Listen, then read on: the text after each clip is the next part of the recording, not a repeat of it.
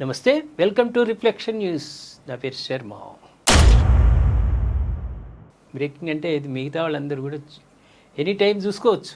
వీళ్ళ పిడిగుద్దులు ఎక్కడ పిడిగుద్దులో మనం తెలుసుకుందాం. టర్కీ పార్లమెంటులో రణరంగం, ఎంపీల పిడిగుద్దులు.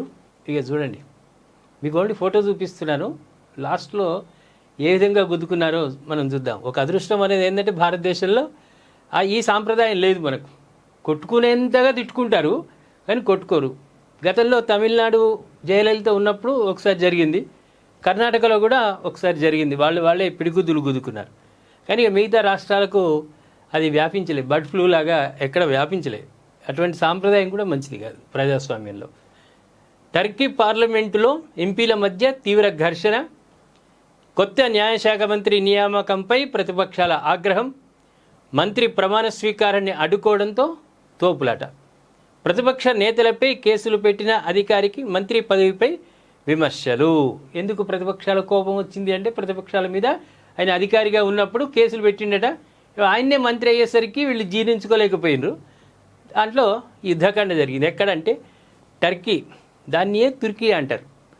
పార్లమెంటు రణరంగాన్ని తలపించింది. కొత్తగా న్యాయశాఖ మంత్రి నియామకం తీవ్ర వివాదానికి దారితీయడంతో అధికార ప్రతిపక్ష పార్టీల సభ్యుల మధ్య తీవ్ర స్థాయిలో ఘర్షణ జరిగింది. మాటలతో ఘర్షణ వేరు, చేతులతో ఘర్షణ వేరు. ఇక్కడ చేతులతో జరిగింది. ఇక్కడ ఎంపీలు ఒకరిపై ఒకరు పిడిగుద్దులు కురిపించుకుంటూ తోపులాటకు దిగడంతో సభలో బుధవారం తీవ్ర గందరగోళం నెలకొంది. అధ్యక్షుడు ఎర్డోగాన్ ఇటీవల క్యాబినెట్లో మార్పులు చేసి వివాదాస్పద అధికారి అయిన అకిన్ గుర్లేక్ను కొత్తగా న్యాయశాఖ మంత్రిగా నియమించారు. ఈ ఆరంభమే ప్రమాణ స్వీకారం రోజే ఆయన ప్రమాణ స్వీకారం చేసేందుకు పోడియం వద్దకు వస్తుండగా ప్రతిపక్ష రిపబ్లికన్ పీపుల్స్ పార్టీ సభ్యులు అడ్డుకునే ప్రయత్నం చేశారు. అడ్డుకున్నారు అక్కడ. దీంతో అధికార ఏకే పార్టీ సభ్యులు వారిని నిలువరించబోగా ఇరు వర్గాల మధ్య వాగ్వాదం పెరిగి తోపులాట, ఘర్షణకు దారితీసింది. ఈ ఘటనకు సంబంధించిన వీడియోలు బయటకు వచ్చాయి. ఎట్లా కొట్టుకున్నారు, ఏం సంగతి మనం ఒకసారి చూద్దాం. వీడియోలు చూద్దాం. చూడండి, మీరు చూస్తే ఆశ్చర్యపోతారు. మన దగ్గర ఆ సాంప్రదాయం లేదని ఆనందపడతారు.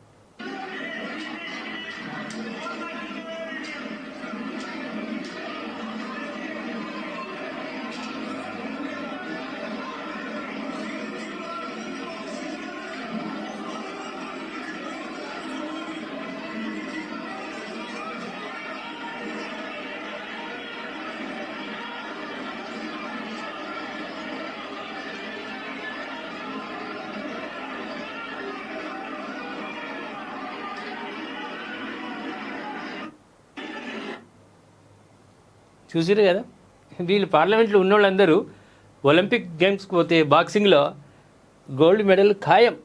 వీళ్ళు పార్లమెంట్లో ఉండే అర్హత లేదు వీళ్ళకు. గేమ్స్లలో ఒలింపిక్ గేమ్స్లోకి పోవాలి. ఏమంటారు మీరు? ఇలాంటి సాంప్రదాయం, సంస్కృతి మనకు అవసరమా?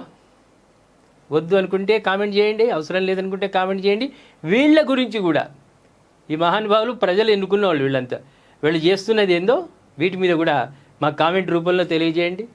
సబ్స్క్రైబ్ చేసుకోండి, షేర్ చేయండి.